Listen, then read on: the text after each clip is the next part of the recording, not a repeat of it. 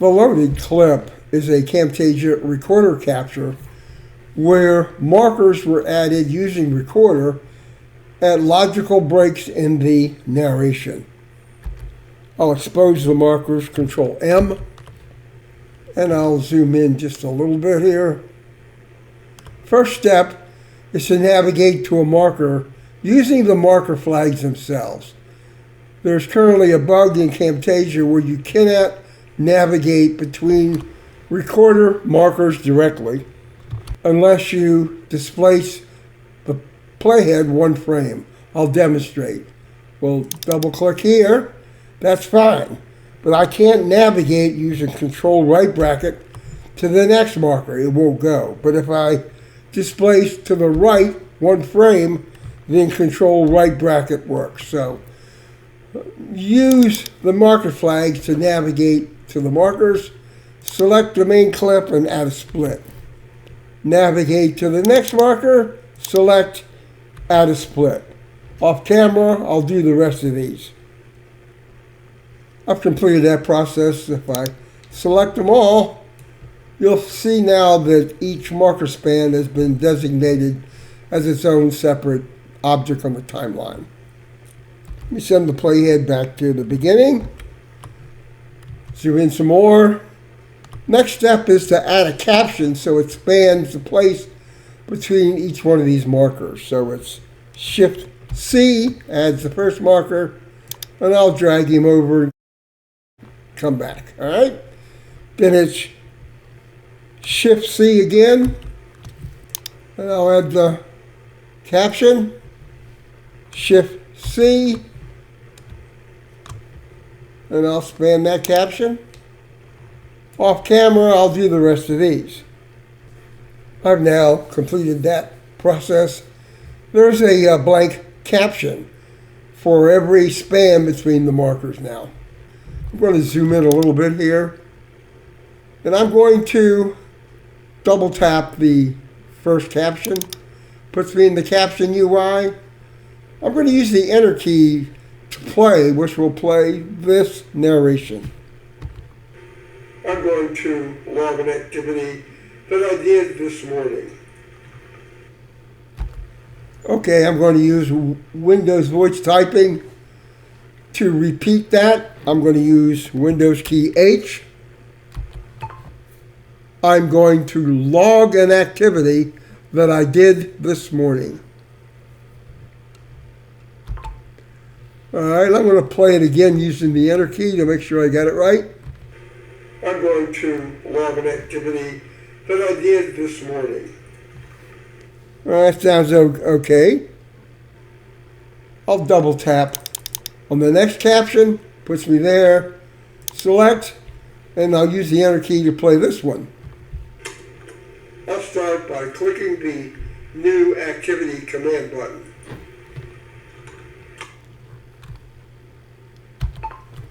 I'll start by clicking the New Activity command button. All right, that went in pretty good. I can navigate to the next caption using that button. And I'll go ahead and do that for the rest of all the narrations that are in this particular project.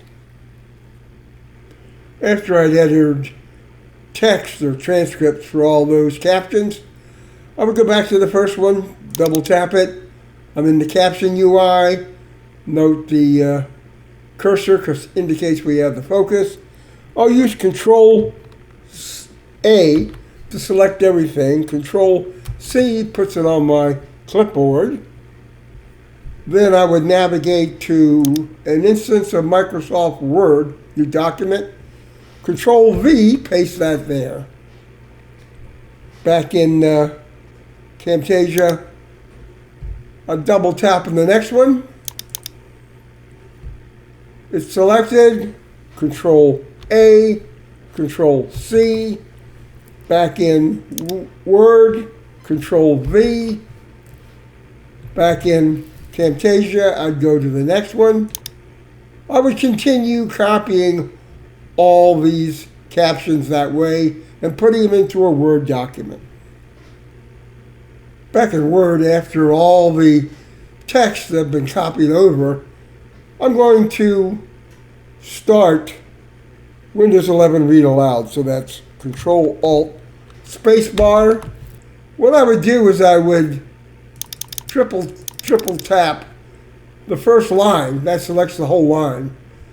I would open Recorder. Of course, it's running for this purposes, but I would open it and configure it to do just a system audio only capture.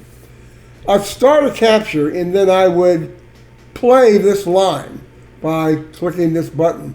And Read Aloud will run, but it'll stop at the end of the line. So let's do that. I am going to log an activity that I did this morning. When that's finished, I would stop the current system audio capture. That would generate a new clip. I would have configured Recorder to put that clip in the open project. If we go back there, that capture should have shown up here automatically. I'm going to regenerate that off camera so we can continue with this discussion. I created that audio clip offline and it's in the bin now. Its name is XX. It's selected. I'm going to put it on the timeline over top the caption for this first section. So it's right click, add. Notice that there's a lot of space before and afterwards. I'm going to trim it like this. And this is what I want the audio to cover for what was originally this. Now I'm going to right click here on the first track, select everything, and I'll go to the X function and add clip speed to everything.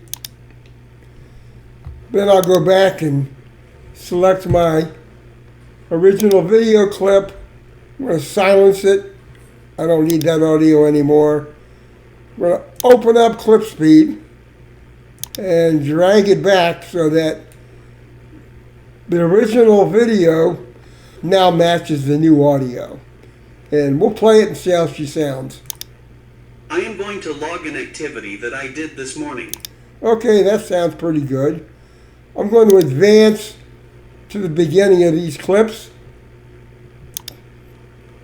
Bring this back and make a selection across this blank space. Control X.